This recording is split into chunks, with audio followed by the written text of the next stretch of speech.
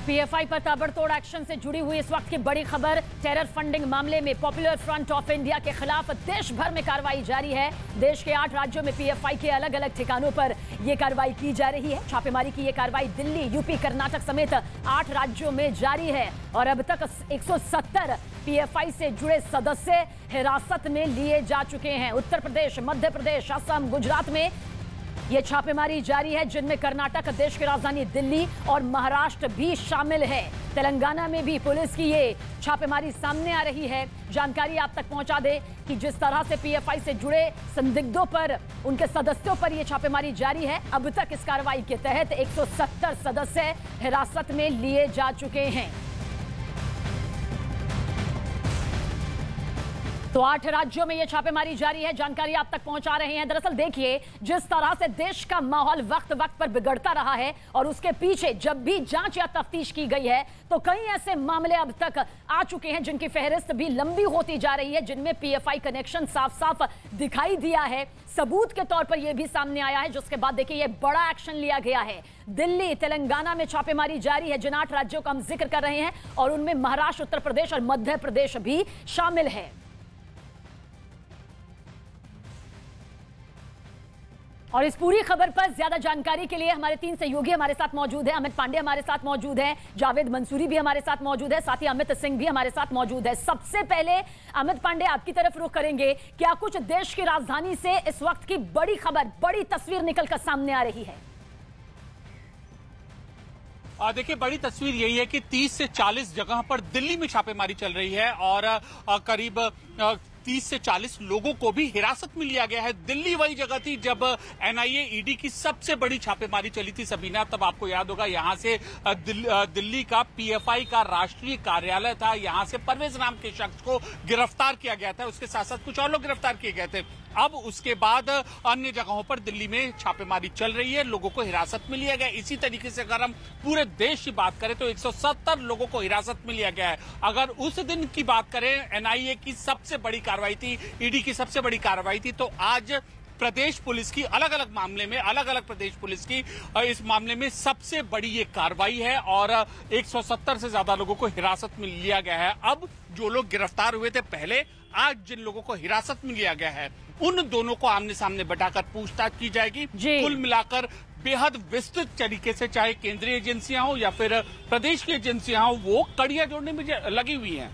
तो देखिए, इस छापेमारी का जो दायरा है बढ़ता हुआ 8 राज्यों तक पहुंचा है और पीएफआई के अब तक 170 करीब सदस्य हिरासत में लिए जा चुके हैं। हमारे साथ जावेद मंसूरी भी हैं शाहीन बाग से। जावेद, वक्त की जरूरत भी थी कि जिस तरह से टेरर फंडिंग को लेकर कई बड़ी तस्वीरें भी यहां पर सामने आ रही थी। लौटेंगे आपके पास, हमारे 2 सहयोगियों से इस पर पूरी जानकारी भी लेंगे, लेकिन पीएफआई पर प्रहार पार्ट 2 की यह तस्वीर भी इस वक्त आपके सामने है। देखिए, टेरर फंडिंग पर जबरदस्त प्रहार होने की और करने की जरूरत भी बताई जा रही थी, तो पीएफआई के ठिकानों पर एक्शन ताबड़तोड़ हो रहा है।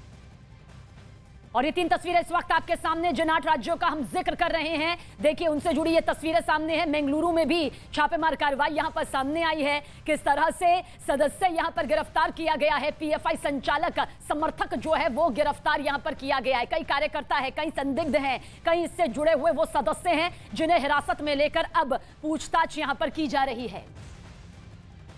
मुख्तार अब्बास नकवी ने इस पूरे मामले को लेकर क्या कुछ कहा, सुनिए आप भी। जो कुछ सामने दिखाई पड़ रहा है उसमें एक बात बहुत साफ है, पीएफआई जो है वो आईएसआई की प्रॉक्सी बन गई है और अल-कायदा की परछाई।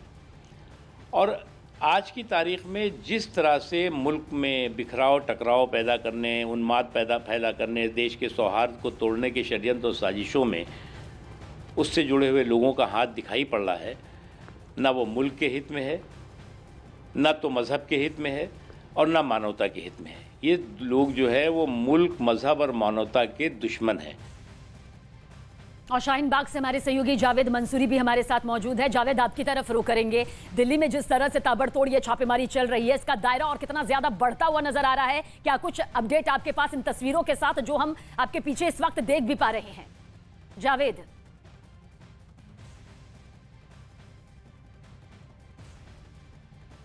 आपके पास लौटेंगे, लेकिन यूपी से हमारे साथ, लखनऊ से अमित सिंह भी हमारे साथ इस वक्त मौजूद है। अमित, यहां पर आपसे जानना चाहते हैं कि यूपी के करीब 8 जिले बताए जा रहे हैं जहां पर यह ताबड़तोड़ छापेमारी जारी है। क्या बड़ी तस्वीर निकलकर सामने आ रही है?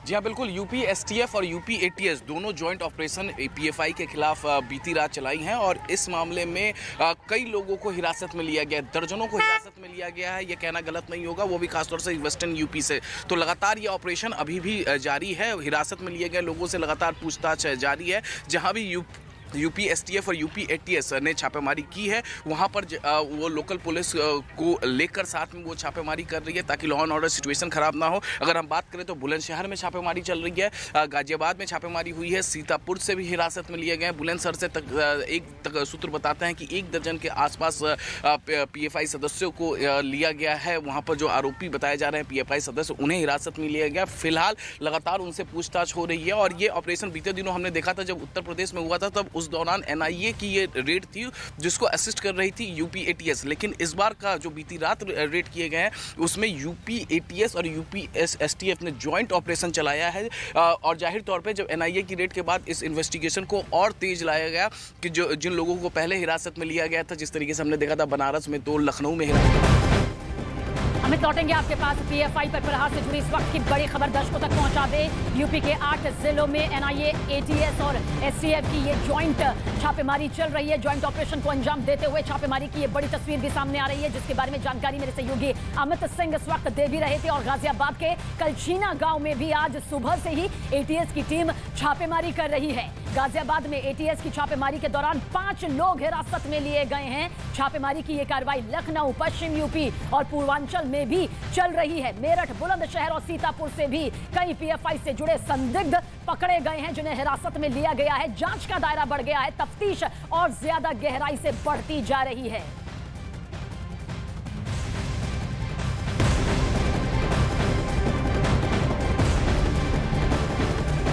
और इसी से जुड़ी एक और बड़ी खबर आप तक पहुंचा दें। उधर गुजरात में भी गुजरात एटीएस ने अहमदाबाद, सूरत, बनासकांठा से 15 लोगों को हिरासत में लिया। इस वक्त की बड़ी खबर पीएफआई प्रहार से जुड़ी जानकारी आप तक पहुंचा दें कि खबर है कि जिन 15 लोगों को हिरासत में लिया गया है उनके तार विदेशों में बैठे कुछ लोगों से भी जुड़े हुए हैं। देखिए किस तरह से ये इंटरनेशनल कनेक्शन भी यहां पर सामने आ रहा है, इसलिए अब इसकी भी जांच की जा रही है। गुजरात में पीएफआई देखिए सक्रिय नहीं है, उनकी राजनीतिक पार्टी एसडीपीआई है, लेकिन क्या इसके पीछे किसी तरह की साजिश को अंजाम इसी तरह से दिया जाता रहा है? जावेद भी हमारे साथ बने हुए हैं। जावेद, जांच का दायरा बढ़ा हुआ है, एक के बाद एक जो पीएफआई से जुड़े संदिग्ध हैं, कार्यकर्ता हैं, सदस्य हैं, उनकी गिरफ्तारी जारी है। देश की राजधानी दिल्ली की भी बड़ी तस्वीर यहां से निकलकर सामने आ रही है।